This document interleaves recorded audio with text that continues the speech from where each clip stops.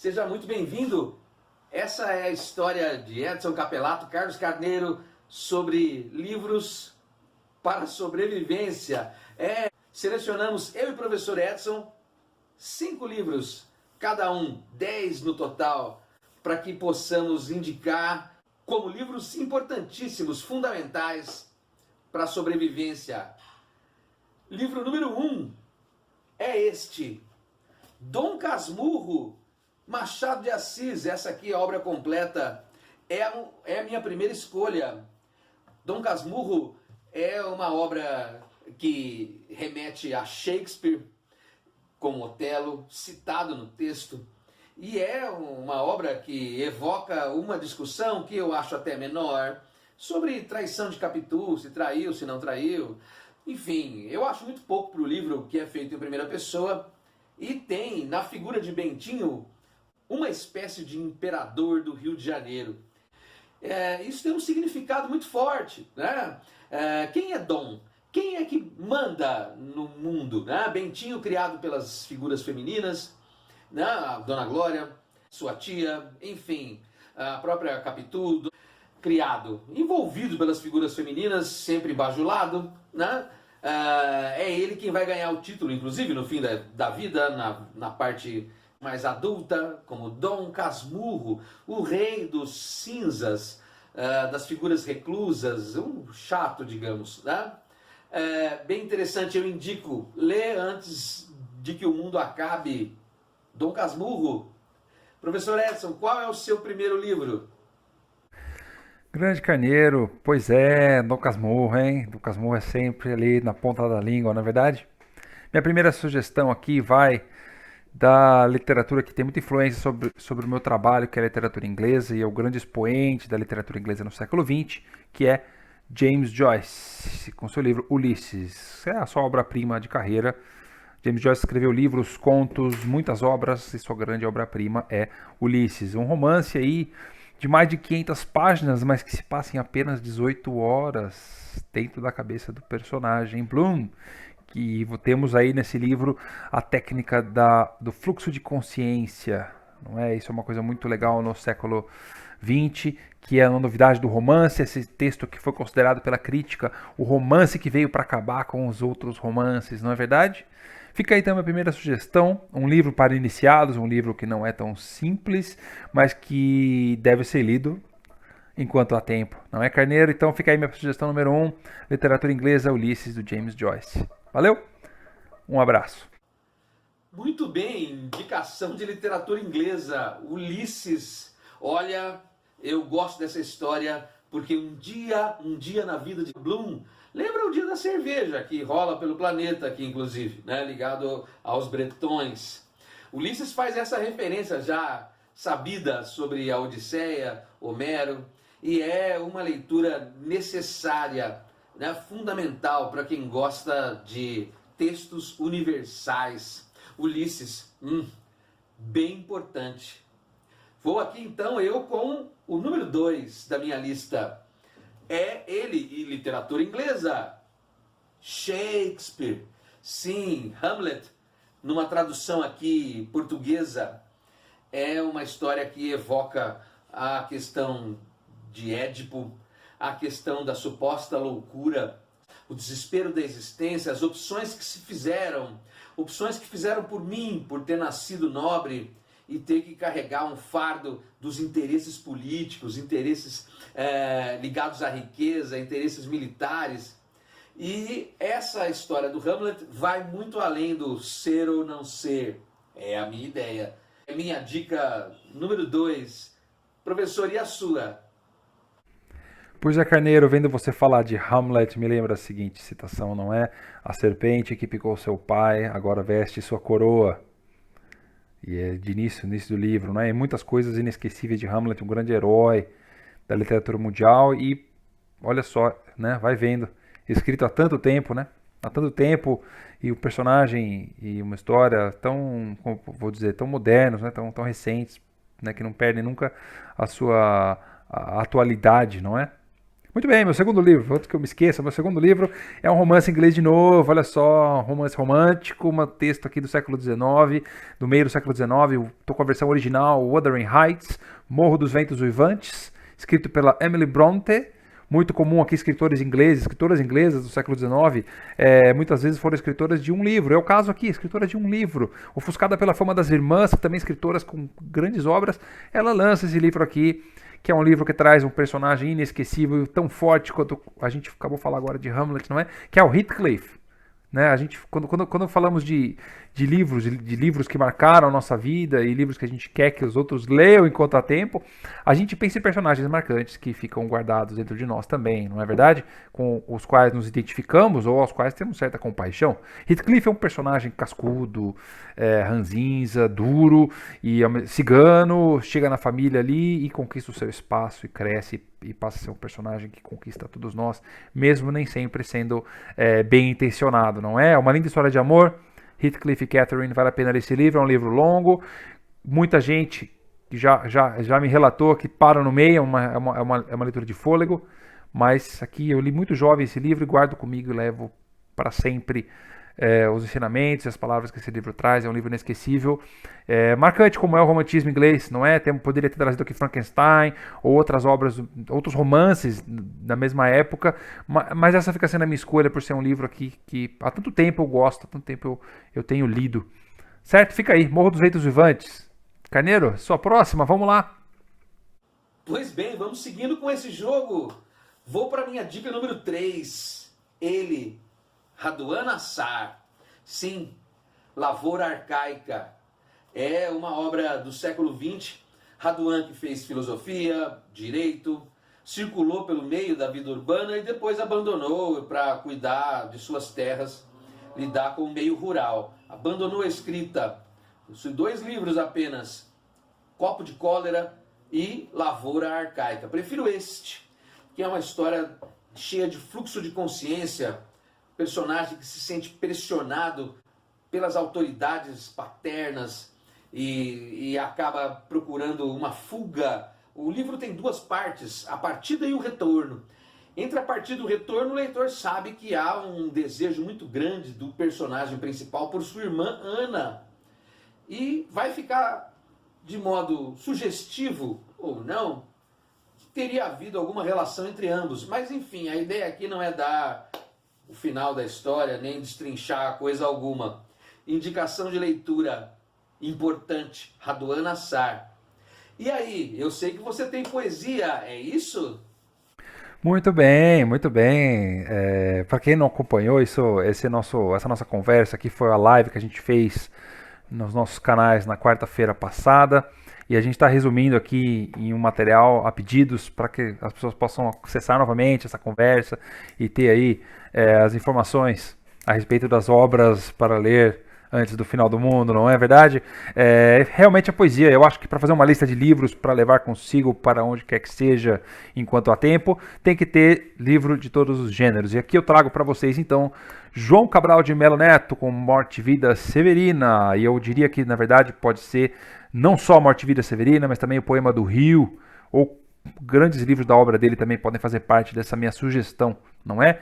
Eu diria que o Rio e Morte e Vida Severina, que são partes de uma mesma trilogia, são poemas que devem ser levados consigo, devem ser lidos, são poemas deliciosos de se ler.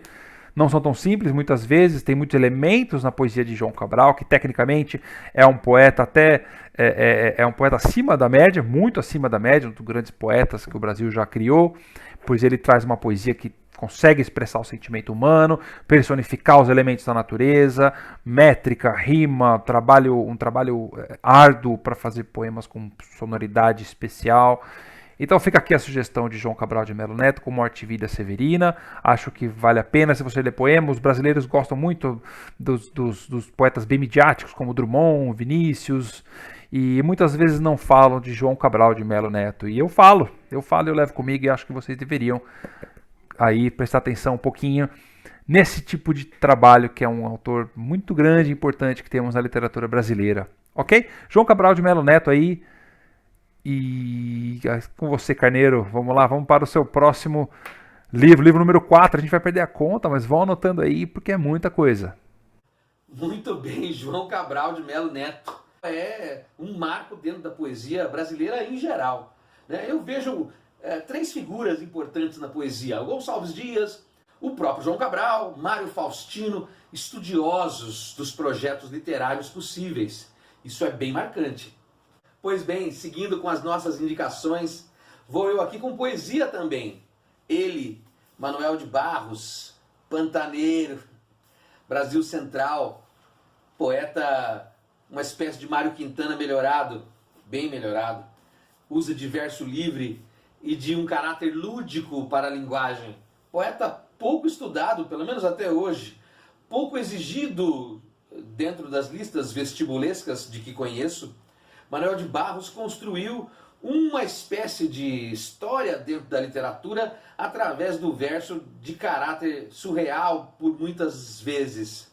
Eu tenho aqui a lista de alguns livros.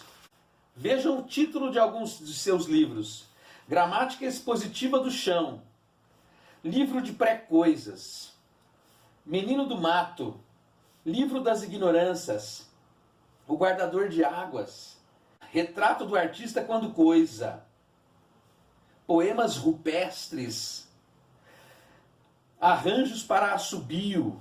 Enfim, acho fundamental, principalmente porque esta é a obra completa, que aqui é da editora Leia. Veja que é uma obra grande, fundamental. E aí, professor? Muito bem, poesia também, Manuel de Barros, olha só, e essa edição aí é bastante interessante, hein? Se alguém não souber o que me dá de presente de aniversário, eu estou aceitando essa obra aí completa da editora Leia, do Manuel de Barros, muito interessante e apetitosa, não é verdade? O retrato do artista quando coisa é uma paráfrase, inclusive, de um livro do James Joyce, que foi meu livro número 1 lá no comecinho. Não é? Ele tem um livro escrito Retrato de um Artista Quando Jovem.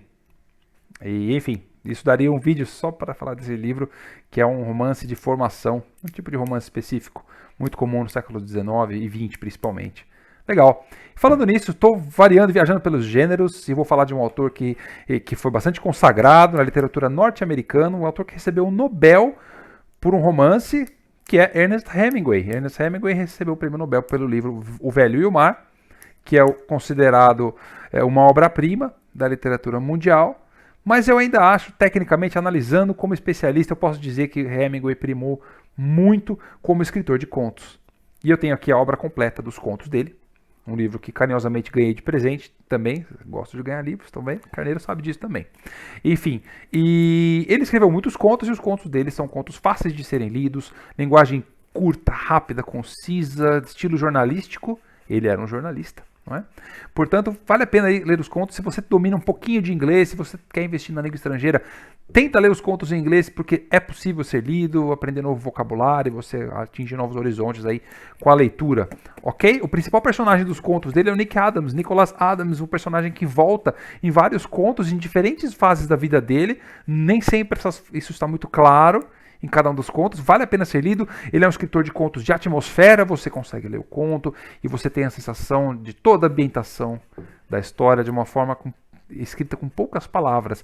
Eu recomendo Hemingway, é um escritor que completa muito a formação de uma pessoa que se quer se dizer leitora.